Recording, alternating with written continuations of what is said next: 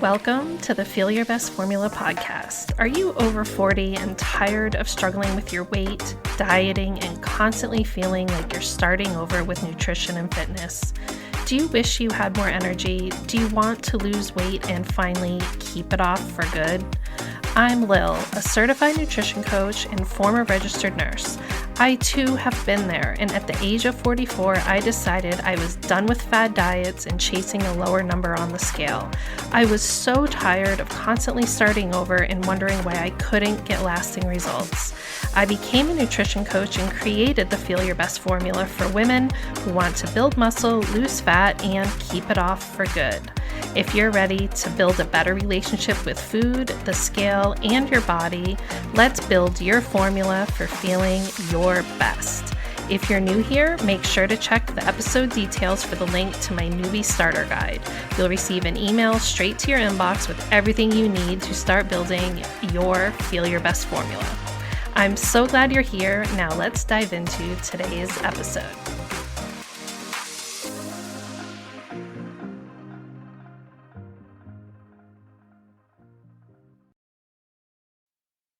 Good morning. Happy Monday. I'm so glad you're tuning in to episode 22 of the Feel Your Best Formula podcast. Today we're talking about how to track what matters and to forget the rest.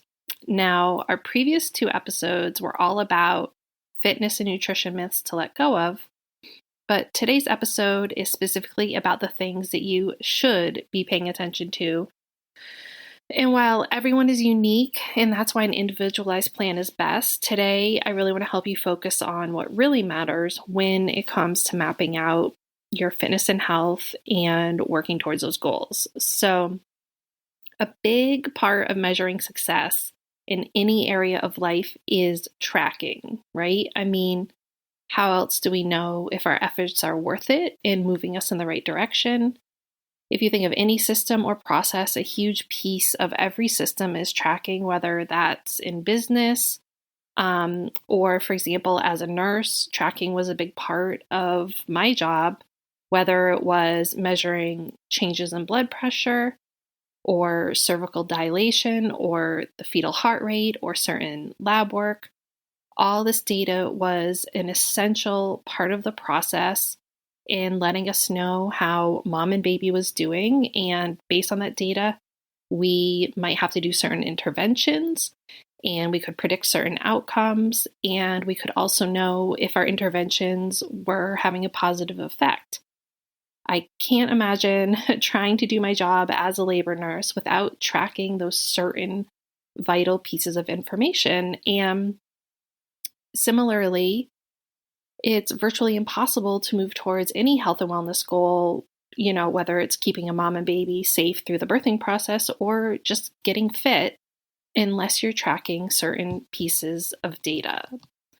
So when it comes to the power of your nutrition and workouts, tracking is vital. And I hear all the time, I feel like this is a really common thing that I hear, especially in women 40 plus, where they'll say, Lil, I've gained all this weight, but I'm not really doing anything differently than I was when you just want to insert whatever diet they did, or maybe a period in their life where they were just feeling better physically, feeling better about their body, feeling better about their health and fitness level. Everyone's different. So they have this thought in their head of I felt really great at X time, and I don't feel like my habits are very different right now, but I don't feel good. So I don't know about you. Is this something that you've ever had that thought, or anything you've said to someone else like, gosh, I felt so great, a year ago when I was doing such and such a diet and I was working out regularly, and I don't really feel like I'm eating that differently now, and I don't really feel like I'm working out that differently now, but I feel gross and I don't feel as good as I did then. So right now, are you uncomfortable in your body? Are you feeling like it isn't fair and that you're doing a lot of the same habits as you used to when you did feel good? Here's the deal. The only way to know if your habits truly are the same is to track them and figure them out. You can't really just have this ambiguous thought in your head. So when you think of that time that you felt really good about yourself, ask yourself, how diligent were you being? I'm guessing you were putting a lot of effort and mindfulness into your eating habits and probably also your workouts. Are you still putting that same amount of effort and diligence into those things? Were you tracking or following a plan back then? Are you still tracking and following a plan? Think of all those habits and be honest about what you're doing now compared to that time that you're comparing yourself to when you felt better. It can be very easy to convince yourself you're still doing things the same way, but in reality, you might be drinking more alcohol, you might be eating out more, getting more takeout, you might be moving less, you might be eating more calorie-dense foods more frequently. And these subtle differences can really add up over time, and there's really no way to know what you're doing unless you're tracking it. So today I want to help you, and number one, I'm going to help you get honest with yourself so that you can make an educated choice in how you move forward. So let's dive into, this is just my opinion, the most important things you should be paying attention to and tracking, not only when you get started with your new habits and I guess I could say get started on your journey, but how these data points can change and you can let go of certain ones along the way. So I'm going to kind of walk you through that process. As I've said before, when you work with me, my goal is for you to be empowered to make decisions about your nutrition in any situation and know what works for you and not to be dependent on me. I want you to fly away happily and say, Lil, thank you so much. I now know what to do. I can check back in later if I need some help, if I'm struggling, but I feel really empowered to make these decisions on my own. I want you to feel empowered and not be dependent on me or, some other, nutrition plan or program for your own success. And part of that process is the things that you learn in the beginning of your journey, which is the things that you're going to track diligently in this learning phase, in this beginning phase. And those things are going to be a little bit different than what you focus on once you have things figured out. So here's the data points we want to look at when you're deciding, I'm ready to make some changes.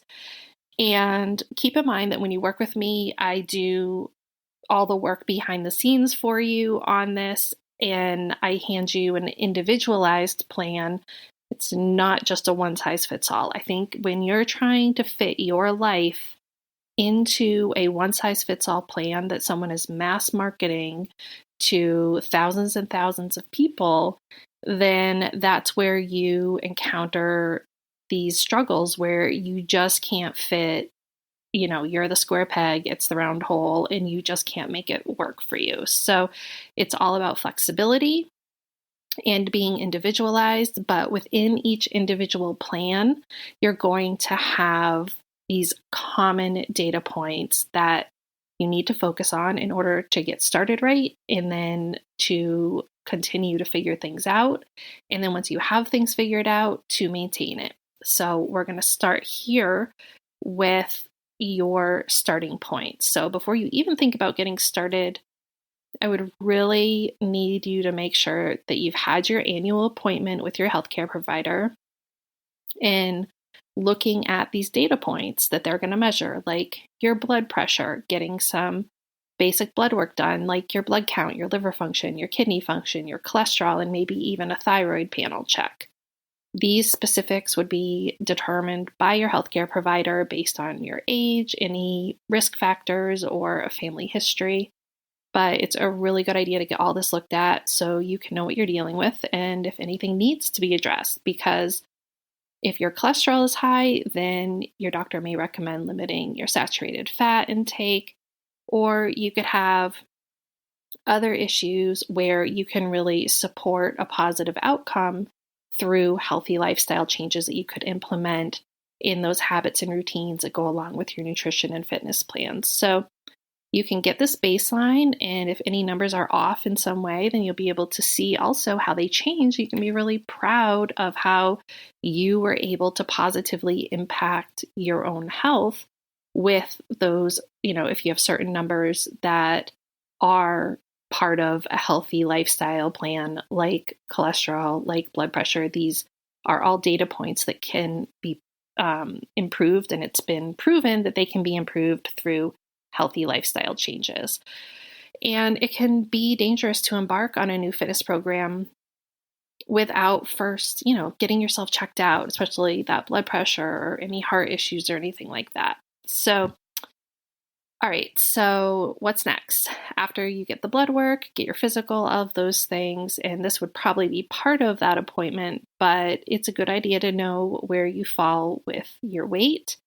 And I've said this before on this podcast, but I'll say it again. I'm speaking to you as if you're someone who does not have any history of eating disorders or mental health issues or body dysmorphia or anything when it comes to your body. So if you do have a history of those issues or a diagnosis, then please get some extra support from a mental health professional as you move forward towards your goals. When you work with me, I do check your BMI. I'm going to calculate that number, which is a very simple calculation. There's a lot of controversy around that number, so I just kind of use it as like a mental note. Let's just see where you fall on the spectrum. I mean, if your BMI is really high and you aren't built like Arnold Schwarzenegger and you do know you have excess body fat, then that number is telling you most likely have excess body fat that could be impacting your health, and losing some body fat could be beneficial. So we would make sure that was part of your plan. And I use it as a small piece of the puzzle just to get an idea of what direction your current habits are leading towards. But it's not the be-all and end-all when it comes to your overall health and wellness. I don't really talk about BMI a whole lot with my clients, but I do think it can give you an idea of where you fall on the spectrum of your health, and seeing that number go down, especially if you're in the morbidly obese range, could be really helpful for you. But you have to look at the whole picture, not just this one data point. Okay, the next thing you're going to want to look at is your waist circumference, and you could also measure your hips, your thighs, and your bicep as well. The waist circumference is a really great thing to just kind of focus on to track your progress, because most likely you're definitely going to see some change there as you start new and better habits. So what you want to do is measure 3 finger lengths above your belly button and 3 finger lengths below your belly button. Divide by 2 so that you have that average, and then that's a number you would compare to moving forward. Tracking what you're currently eating. This is the next thing you want to be looking at, and this is probably the hardest part for a lot of people. So often you want that quick fix. But I'm a big believer that you kind of have to look at what you're doing right now. And I believe that small changes and keeping the habits that are working for you is a really important part of the process. So seeing how your current habits work with your macros, most of the time you'll be able to see, most likely you're probably eating more calories than you think you are.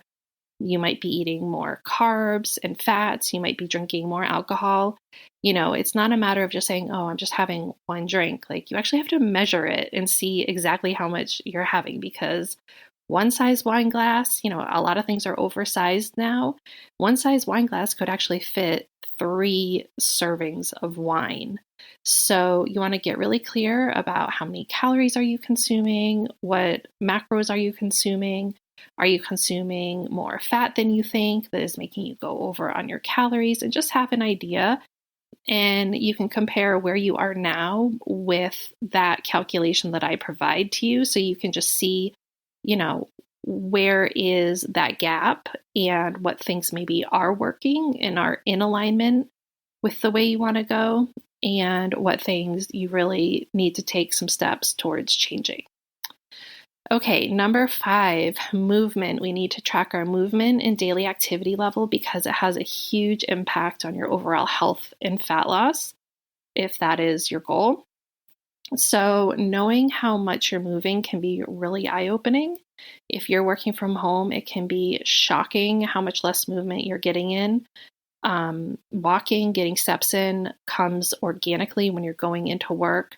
You're walking from your car, walking upstairs, maybe even running to get a cup of coffee on a break, going to the lunchroom. You're walking to other people's offices. You're walking to meeting rooms. I mean, there's just so many ways that you're getting those extra steps in at work. And then maybe you're more likely to run certain errands on the way home. And all of those little steps add up. So if you have a smartwatch or app on your phone, get an idea of steps. I really recommend taking a look at where you're trending right now. My husband, I got him his Apple Watch for Christmas this year, and oh my gosh, he's obsessed with it. He's obsessed with closing his rings. He's such a data guy anyway. But the first thing he noticed was the difference between how many steps in he gets on the days he goes into the office versus when he worked at home. And he was not being mindful or intentional about it in the beginning because I had been saying to him, like, yeah, you really need to see how many steps you're getting in, what your daily activity level, like all the things that I say to you guys, I was mentioning that to him as well. And he noticed he was getting easily triple the amount of steps in at work as, compared to the days that he worked from home. And he immediately created a whole routine, making sure that he gets his steps in at home and hits his goal every day, even when he's working from home. He made a little walking loop in the basement for us so that we can just, he'll turn on like a sports game or something on the TV that we have down there, and he'll just walk his loop. I'm someone that puts my podcast in and I listen while I walk my loop. And it's just really fun. And it was a really sweet thing he did that, benefits us in terms of we're on the same page with our health and wellness goals. And it was such a small thing. Like he just moved around some tables and the way the furniture was arranged in the basement. And now we have this really nice walking loop. So he saw the problem, he figured out a solution, and now he gets the same amount of steps in, whether he's working from home or working from the office. As simple as that. And if you don't have a smartwatch, you could always aim to time your activity through time. You could say, let me set the timer on my phone for 10 minutes, 15 minutes, and let's get that walk in 3, 4, 5 times a day. And just track it that way by the amount of time. You don't have to have a smartwatch. You can also usually track steps on your smartphone. Just make sure you have that feature turned on. And there's other apps you can download to get, more specific about it. I know that those pop up as recommended for me sometimes, but I just use my Apple Watch, make sure I have everything linked, and I'm good to go. Generally speaking, the difference in your daily energy expenditure is going to be way more impacted by that daily activity level from walking, doing chores, running errands, things like that, than it is from your 30 to 45-minute workout. So that's great if you're doing a workout. But if you're doing a workout and then you're sedentary, you're getting only like 2,000, 3,000, 4,000 steps in, then you probably want to be more mindful and figure out a way to get more like 5,000, 7,500, 10,000 steps in, whatever works for you, but to just be more active. And when you're getting started, I really recommend, again, don't say, oh, I'm starting on, my new health and wellness goals. Give yourself, 2 days, 3 days, maybe, just to see where you're at. And then you can look at where you can add in as easy a way as possible to just keep things really simple. Can you take the stairs the next time you go visit your friend who lives in an apartment instead of the elevator? Or when you have a doctor's appointment, always looking for those opportunities to get more steps in and not making it super complicated. But really important to figure out where you are right now because, hey, maybe there's good news. Maybe you are already getting in 5,000, 7,000 steps a day. And that isn't something you need to focus on as heavily as maybe tweaking your nutrition. Okay, so these are the things before you get started that we want to think about. We want to make sure we check in with our physician to get that lab work and all that testing done. And you want to know what your weight is and think about that waist circumference. And you want to check what you're currently eating and seeing what that looks like. And we want to see how much movement we're getting in. So now it's time to get started. What now? The big thing here is to make sure we're focusing on what matters. There's a whole spectrum out there. Some people are just out there winging it day after day and then wondering why they feel lousy and why things aren't going their way. And then there's other people who are obsessing over things that don't even matter, which then causes stress and anxiety. So I think the sweet spot is really to just figure it out what matters and what is going to move the needle for you, and then to track as little as possible to get the best outcome possible. Does that make sense? Let's just figure out, let's pare it back and only do those things that we need to. If you don't need to be tracking your saturated fats, then don't do that. If you don't need to be tracking your carbs, then don't do that. So I'm going to help you peel back the layers here and focus on what really matters. So let's dive into what to track once you start building those healthy habits. So number one, you're going to track your food. I really recommend macro tracking along with a calorie goal and only tracking protein and fiber. This really simplifies things, and you can obviously track saturated fats or carbs as needed based on your goals. But if you don't have any underlying health issues, then let's just keep it simple. Sodium probably isn't a big concern unless, again, you have health issues. Calories, protein, fiber, done. I also recommend making sure you're getting a variety of plants in your diet. So if you're someone that has not been eating a lot of fruits and veggies until now, you may want to just make a note of the new ones you're enjoying and kind of track which ones really work for you, which ones are easy for you to cook, which ones you like, and make sure that you're going back to those time and time again so that you can have a variety each week. Dark leafy greens, orange vegetables, eat the rainbow so that you can get all those micronutrients in. It's really great for your gut health and giving you, filling any gaps in those micronutrients. So those are things to pay attention to. You don't have to be crazy about tracking I had kale 3 times this week or whatever, but just having a general idea that, hopefully you're not just eating cucumbers or just eating lettuce, that you're having a good variety of plants along with the protein and fiber that you're tracking. So also you're going to track your weight. I recommend daily, but I'm decided I need to do a whole podcast episode on the scale, and I will go into depth on that episode. But tracking your weight at some point, whether every day, once a week, twice a week, once a month, whatever that is, when, if you're working with me or you're working with another expert, you can get some guidance on what might work best for you. But you need to be keeping an eye on it. But like I said, I would combine that with the waist circumference measurement that we talked about before, because that's really important. If you're working out to build muscle, the scale isn't necessarily going to move, especially in the beginning when you're holding on to extra fluid and things like that. So if you're someone who's used to only using the scale to measure your progress, you might be pretty bummed out and you might give up. And I definitely don't recommend doing that. And instead, you can look at that waist circumference and you can see, oh, hey, my waist circumference has gone down by an inch or whatever, even though the scale has stayed the same. And that's just because you're building some muscle and losing the fat along the way. Again, this would be an individualized process, and not everyone is going to have the same results, but those are two different ways that you can measure progress and not just rely on the scale.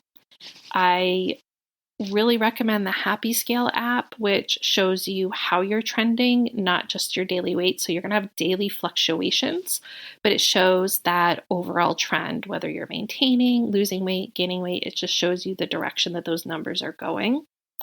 And you can just use the Notes app in your phone to track your waist circumference. That's what I do. You're going to be tracking your workouts. So this is number 3, tracking your workouts. And by this, I mean both tracking how heavy you're lifting and also tracking your consistency, deciding how many days a week are you going to lift weights. Is it going to be 2 days, 3 days, 4 days, 5 days, and setting that intention so that you can look back and just see that consistency. And I've mentioned it here before, but I use the Strong app to track how heavy I'm lifting. And it's so cool. You realize, it's time to go up in my weight. I've been using the same weight on this for 2, 3, 4 weeks. Let me challenge myself, go up a little bit and see if I'm able to do the next heavier level of weight. And you can also look back and see how far you've come. I shared on my Instagram over the weekend that I went from using 5 pounds for overhead presses to now I'm using 15 pounds in my overhead presses. And that was just really cool to see because it's in the track. It just shows you, how that progress has, gone for you. And it's something you can be really proud of. So, you want to be, like I said, tracking that number for how much weight you're lifting for your weightlifting workouts, and then also making sure that you're having that consistency with your workouts. If you work out twice a month, you're not really going to be building any muscle. But if you work out a minimum of twice a week, then you're going to see some sort of progress. Truly the best feeling to be working towards gaining strength versus constantly obsessing over losing weight. Number 4, I'm sure you're seeing a theme here, but you guessed it. I would love to see you track your steps and or your daily activity level through timing. Like I said, if something is holding you back from tracking your steps, then saying, I'm going to go a 5-minute, 10-minute, 15-minute walk, X amount of times per day, aiming for 30 to 60 minutes of walking per day, in addition to just, your regular daily movement. So if you spend the majority of your day at a desk and work from home, then you really need to start getting intentional about that. So that's it. And now I briefly want to mention how you can start to remove some of these things as you gain more confidence and see what really works for you. When you reach a body composition that you want to maintain and an activity level that really works for you, and you just really feel you're in a good place, then I want to stress that you should really think about letting go of some of these things that you're tracking. I do want to say that you really need to go into it with the intention of tracking 6 months, 9 months, 12 months, most likely. You're going to need to give yourself that time to really figure out what works for you. So don't go into it thinking, I'm going to track for 21 days and then I'm going to be good. No. You're going to learn so much along the way. Go in, have the intention that you're going to be tracking for a year. And if you feel more confident before that time, then you can start pulling back on some of the things that you're tracking, but really go into it with that mindset that you're going to have the patience to be in this learning mode for about a year. And you're going to go through that phase of being a beginner, and then you're going to move into that sort of intermediate level. And the goal is to be an expert on what works for you within that 12-month period. So, I mean, like, isn't that what you want? Don't you want to stop being all in or all out? Don't you want to feel like you're no longer constantly searching for that next diet or that next workout program, which is like finally going to be the magical sauce for you? Don't you want to stop gaining and losing the 10, 20 plus whatever pounds? That is the goal. So over time, I would say the first thing you may want to let go of is tracking your daily weight and just do spot checks as needed just to kind of see where you're at. And then probably can stop tracking your food. The coolest thing is when you just start being able to eat really intuitively. I did a little experiment with myself the other day, and I will tell you, I've been tracking for over a year now. So I have a really good idea of like what foods work for me and how to maintain. And I tracked what I ate at the end of the day. I went in to my tracker and plugged it all in. And it was crazy. I was spot on. I was literally, I think, 27 calories away from my calorie goal. And I hit my protein and fiber targets very easily. And it was just a really cool feeling because I had, when you're tracking, you can be confident. The reason you're tracking is so that you have that data to know what you're doing is in alignment with what you want to do. And by kind of letting go of the tracking and trying to be in maintenance on my own without using the app, I was just seeing what it would be like. And it was just nice to know those habits had really stuck. I'd really learned, and I wasn't even being all of that. I didn't have to think about it. It was all a very organic and streamlined way of eating for me now. So it was really cool, and I was really proud of myself. And I was like, okay, cool. Now I know I'm going to have to start tracking again when my goals shift. I'm giving myself a few more months in maintenance to build even more muscle. And then once I hit that strength training goal that I'm aiming for, I am going to do a little bit of a calorie deficit and just see about taking off a little bit of body fat. And then I think I will just be working on maintaining from there. So it's been a process. It's been over a year, like I said, and I've still got a few more months. It could be 2 years for me before I even feel like I'm at that point where I want to start taking off some body fat. And again, that's going to be different for everybody. I'm not worried about having a dangerously high body fat percentage.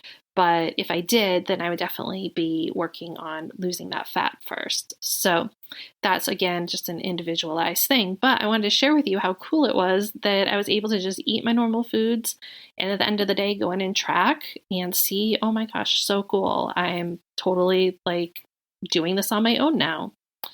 And that's what I want for you. I think it's stressful to constantly feeling like we have to be searching for the next thing, the next thing, the next thing, next thing. It's exhausting. And most of the time, that next thing is just as unsustainable as the thing before it was. And that's just no way to live. I think the older we get, the less we want to get caught up in that nonsense.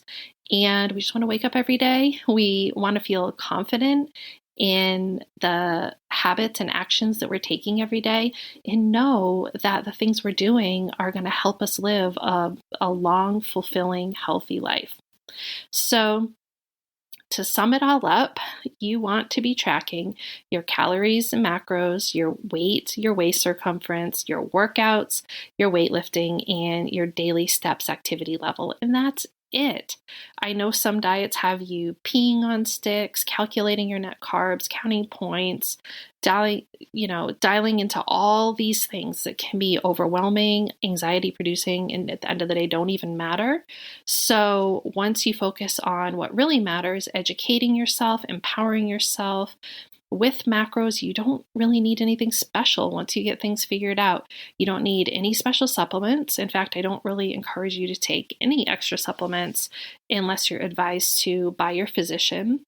And I'm saying an actual medical doctor who's not trying to sell you on some quackery.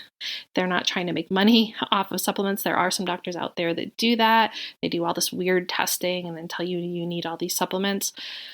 But you could actually just stick to things that can help you reach your goals. I am a big fan of protein powder. It's just an awesome protein source. There's nothing funky in there.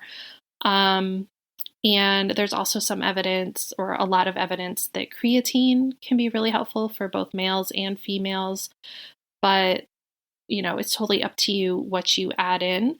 There's no magic supplement that's going to do anything for you unless you have a proven deficiency. So like if you have a doctor that's just telling you, oh, everyone needs to take this supplement and everyone needs to take that supplement, unless you have a very proven deficiency and it's not something that you can gain by eating a well-balanced diet, then you're probably just paying a lot of money for something that you're going to pee and or poop out. So if you want success in your fitness and nutrition, then you really need to be willing to learn. You have to put the time in, and you have to be willing to track where you are now and then follow a plan.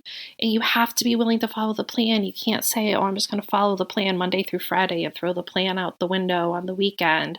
And I'm going to follow the plan, but I'm also going to have my glass of wine at night, or like whatever. You have to be willing to map out a plan that is in alignment with where you want to go. And you can't necessarily pick and choose when you're going to follow that plan. And you can make your plan include the things that you really enjoy. I think that is where we have the disconnect when, again, we have that all in or all out mentality.